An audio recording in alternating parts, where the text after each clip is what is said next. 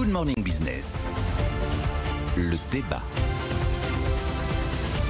Le quoi qu'il en coûte était tellement généreux, Nicolas, qu'il a fait des heureux. Alors on le savait qu'il y avait des effets d'aubaine, des cas visiblement où les aides avaient dépassé les pertes. Et que des établissements avaient probablement vécu ces 18 mois mieux en étant fermés qu'en étant ouverts. Ah oui. C'est quand même une sorte de paradoxe. Et là, on commence à avoir des éléments d'analyse, des éléments un peu d'observation qui ne sont pas trop au doigt mouillé. Et donc le Conseil d'analyse économique, en fait, à la base, faisait une enquête sur la situation financière des TPE, PME, entreprises individuelles, aujourd'hui, enfin, au mois d'août 2021, pour savoir comment s'annonçait la suite et si les risques de faillite étaient importants. Ils ont observé donc 100 000 établissements au travers des comptes en banque, pour voir l'état net des finances des entreprises, c'est-à-dire les dettes, les trésoreries et les investissements. Et ils ont constaté effectivement qu'il y a des secteurs quand même qui ont des bilans Covid absolument époustouflants, et en tête, les hôtels, cafés, restaurants. Ah oui. Et l'observation du Conseil d'analyse économique, c'est de dire qu'au mois d'août 2021, ils ont classé par entreprise en bonne ou très bonne santé. Donc, dans le domaine des hôtels, cafés, restaurants, ceux qui étaient en bonne et très bonne santé, c'était la moitié des établissements en août 2021. C'est vrai qu'on a eu beaucoup de... Tandis que... Ouais. En 2019, à l'automne 2019, seul un quart, 25%, étaient en très bonne santé. C'est vrai qu'on a vu beaucoup de travaux dans des restaurants, dans les cafés, pendant le confinement. Alors, bon. Ça a pu arriver, effectivement. Et donc, ils arrivent à la conclusion que finalement, eh bien, au bout de 2 ans, dans les hôtels, cafés, restaurants, le nombre d'établissements en bonne santé a monté et le nombre d'établissements en difficulté a baissé.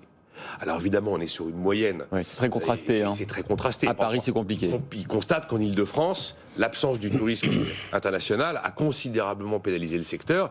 Et puis, il y en a quand même qui ne s'en sortent pas forcément très bien.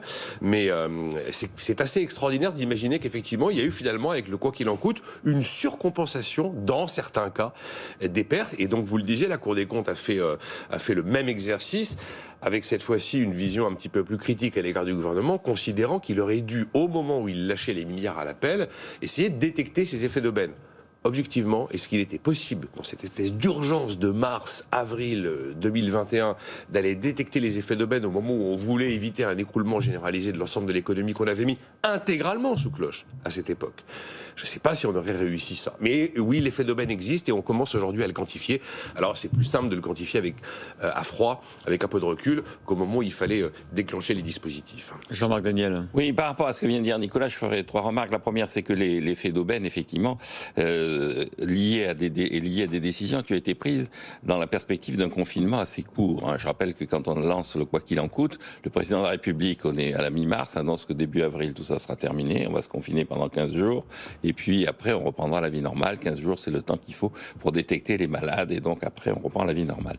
Or, en fait, le confinement a duré 55 jours et a été renouvelé de façon plus ou moins amoindrie dans les mois qui ont suivi. Donc, les mesures qui ont été prises étaient basées sur des hypothèses de durée qui étaient totalement irréalistes. Et donc, il est normal que dans ces cas-là, il y ait des effets d'aubaine. C'est-à-dire que les mesures qui sont prévues pour 15 jours ont des conséquences quand elles durent 1 an qui n'ont été pas anticipées. Le deuxième élément, c'est que l'étude porte en fait sur les comptes d'une banque, d'une seule banque. Crédit Mutuel. Le Crédit Mutuel. Et donc, ce qui est intéressant, c'est que les PGE, donc c'est un peu une façon pour le Crédit Mutuel de se valoriser, les PGE ont été attribués de façon assez pertinente. Ce que montre assez bien l'étude, c'est qu'en fait, les gens qui ont réclamé des PGE étaient vraiment des gens qui en avaient besoin. Et en tout cas, les PGE qui ont été accordés par le réseau donc, dans lequel étaient impliquées les banques ont été regardés de façon assez précise et assez minutieuse. C'est-à-dire, il y a des effets d'aubaine, mais le système bancaire, lui, a fait son travail, qui est un travail de bonne connaissance de la réalité du tissu économique. Et donc ça, c'est plutôt rassurant. Ça veut dire que, effectivement, malgré toutes les critiques que l'on fait aux banques, mon ennemi c'est la finance et tout ça, nous avons un système bancaire qui fait vraiment son métier et qui connaît bien ses clients et les entreprises qu'il finance.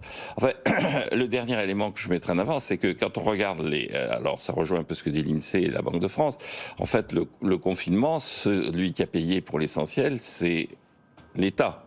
Les ménages n'ont pas payé puisque les revenus ont pratiquement été maintenus, le taux de chômage a été, alors évidemment, il y a eu des périodes assez brutales, mais enfin le taux de chômage a été contenu et les entreprises, effectivement, ont été relativement épargnées.